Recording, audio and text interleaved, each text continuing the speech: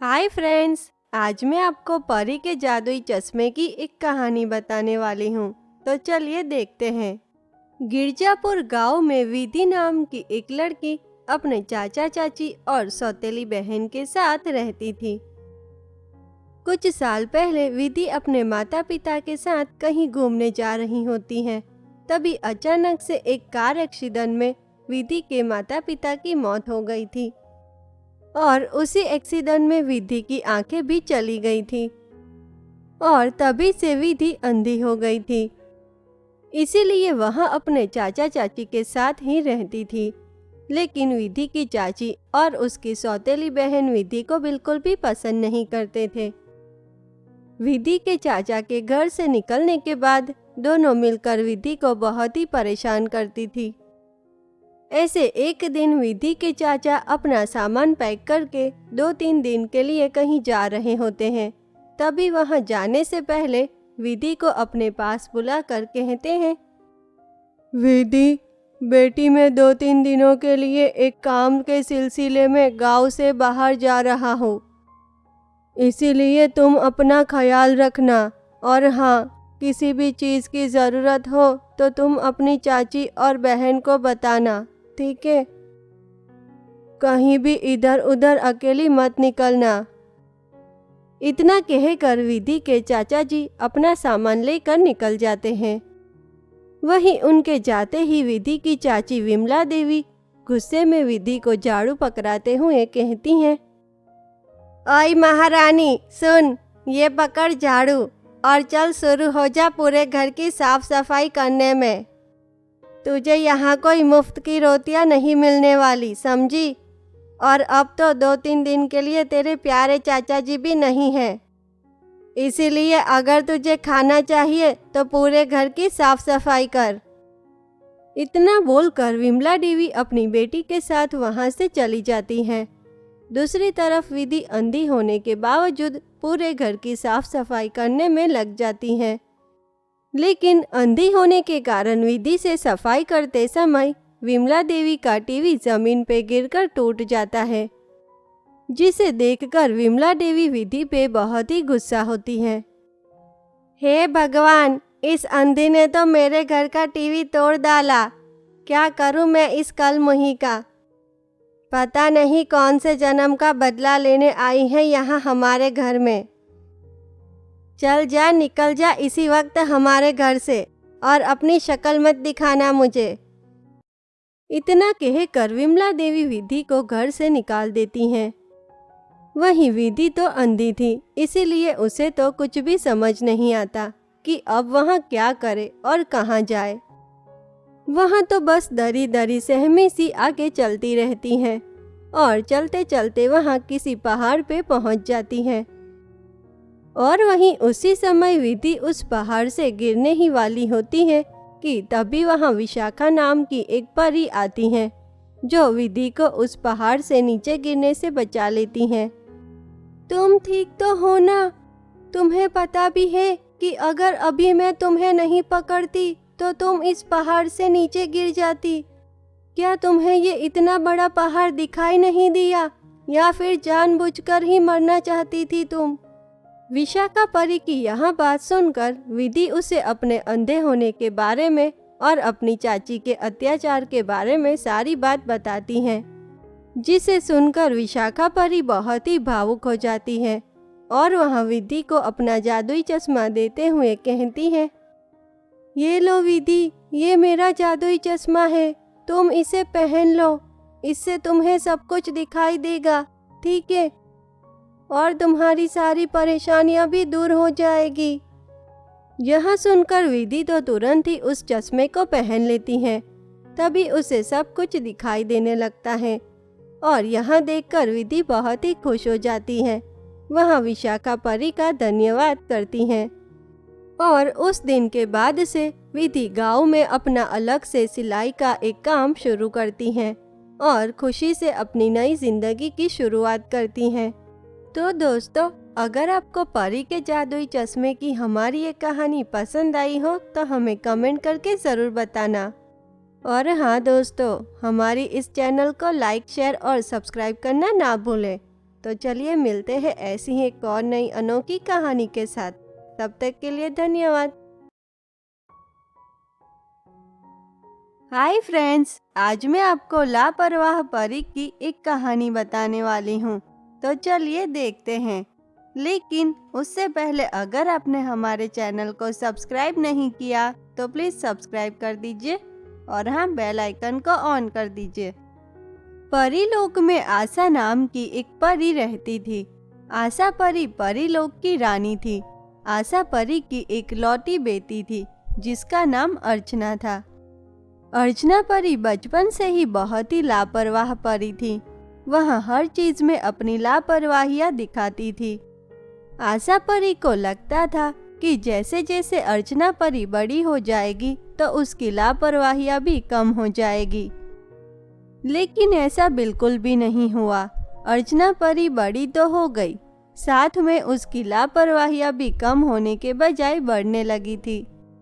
वहीं अर्चना परी की इतनी लापरवाहियां देखकर आशा परी हमेशा बहुत ही चिंतित रहती थी और उसकी इसी चिंता के चलते एक दिन आशा परी अर्चना परी को अपने पास बुलाकर कहती है, बेटी अर्चना, आज मैं तुमसे एक बात कहना चाहती हूँ, इसीलिए आज तुम मेरी बात ध्यान से सुनो।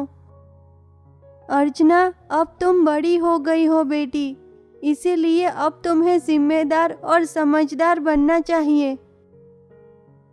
बेटी, जब तक तुम छोटी थी तब तक तुम्हारी हर चीज में होने वाली लापरवाहियों को मैं छोड़ देती थी, लेकिन बेटी अब तो तुम बड़ी हो चुकी हो, इसीलिए अब तो तुम्हें अपनी लापरवाहियां करने की ये आदत छोड़ देनी चाहिए बेटी। अर्चना बेटी, तुम्हें पता है कि तुम्हारी लापरवाहियों की वजह से कई बार बाकी परियों को भी इसकी परेशानी हुई है, लेकिन मेरी वजह से वो सभी कभी भी तुम्हें कुछ भी नहीं कहती। माँ, आपको क्या लगता है कि मैं ये सब जानबूझकर कर रही हूँ? देखिए माँ, अगर आपको मेरी लापरवाहियों से इतनी ही परेशानी हो रही है तो मुझे बता दीजिए, मैं खुद ही चली जाती हूँ यहाँ से। फिर आपको या परीलोक की किसी भी परी को मेरी वजह से कोई भी परेशानी नहीं होगी। अर्चना बेटी, तुम गुस्सा मत हो, मेरा कहने का वो मतलब नहीं था। मैं तो बस इतना कहना चाहती हूँ कि अब मैं परीलोक की निशानी, परीलोक की जादुई छड़ी को तुम्हें देना चाहती हूँ, इसीलिए अब तुम जिम्मेदार बन जाओ।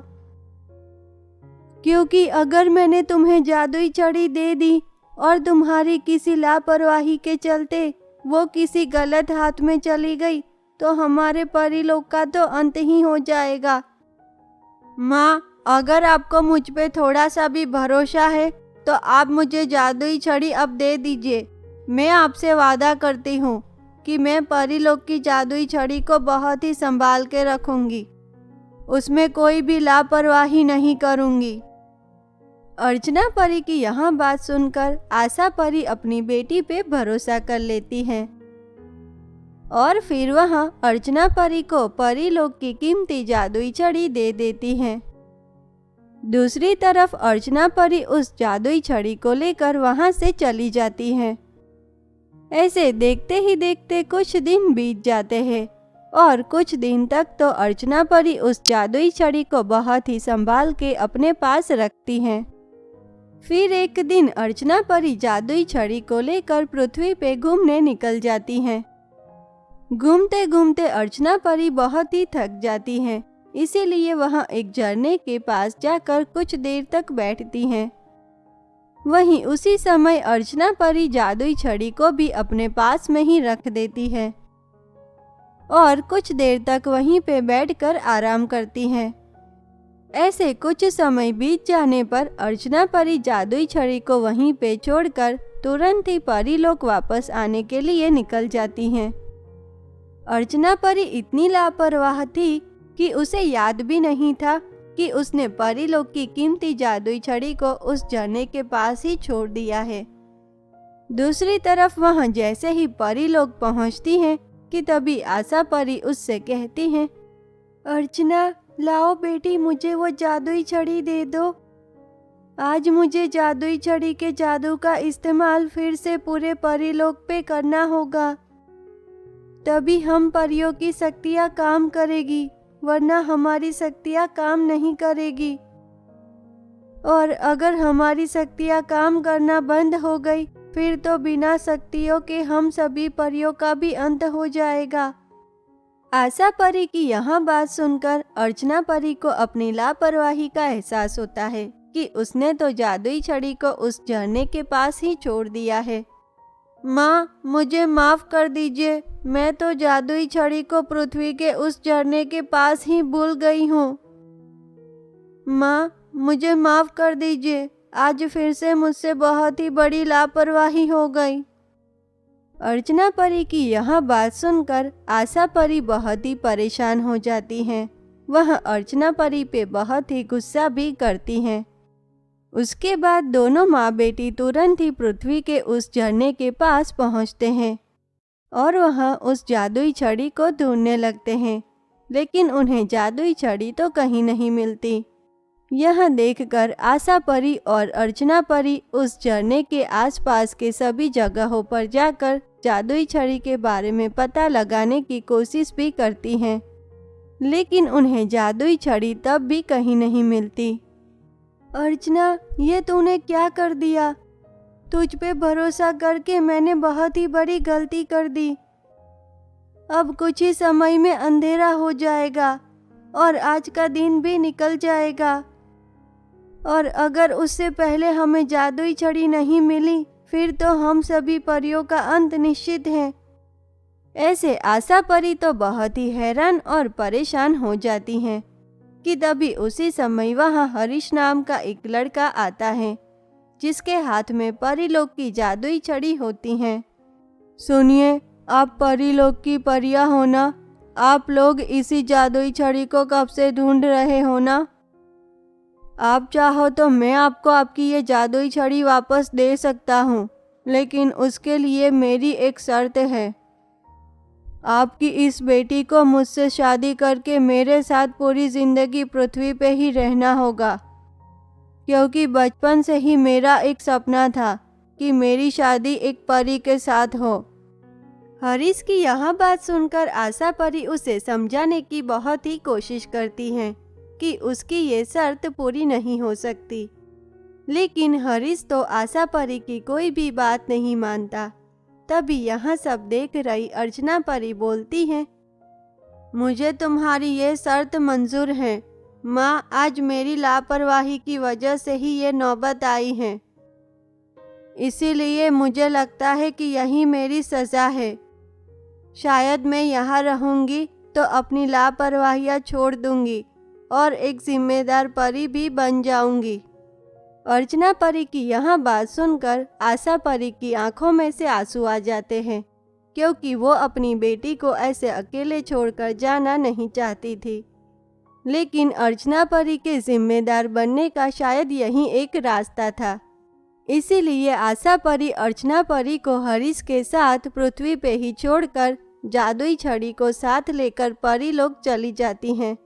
दूसरी तरफ हरीश के साथ रहते रहते धीरे धीरे अर्चना परी अपनी सारी लापरवाहियाँ छोड़कर एक जिम्मेदार परी बन जाती हैं और फिर हरीश के साथ खुशी से रहने लगती हैं।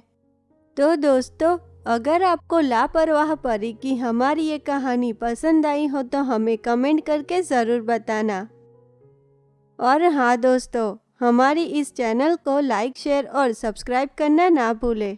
तो चलिए मिलते हैं ऐसी ही एक और नई अनोखी कहानी के साथ। तब तक के लिए धन्यवाद।